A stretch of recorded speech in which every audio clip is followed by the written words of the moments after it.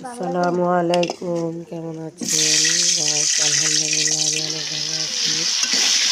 এখানে আমি মুরগির গোস্ত রান্না করবো, তাই মুরগির গোস্তে আলু দিব। আলুগুলো আমি ভেজে নিচ্ছি। দেখুন, আমি মুরগি কেটে ধুয়ে রেখেছি, স্তভাজি করেছি। এখানে আমি এখন মুরগি বসাবো, তাই আলুগুলো ভেজে নিচ্ছি।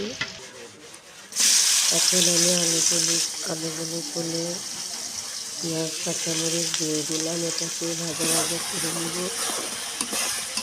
সব উপকরণ দিয়ে আমি ভালো মতো কষিয়ে নিলাম মশলাটা। এখন আমি গোস্তগুলো দিয়ে দিব কষানোর মধ্যে, ভালো মতো গোস্তটা নাড়াচাড়া করে কষিয়ে নিব।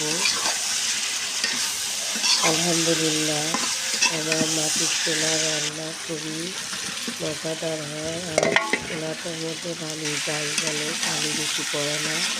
এখন আমি আলুগুলো দিয়ে দিলাম, দিয়ে ভালো মতো কষিয়ে আমি পরিমাণ মতো পানি দিয়ে দিলাম ঝোলের জন্য।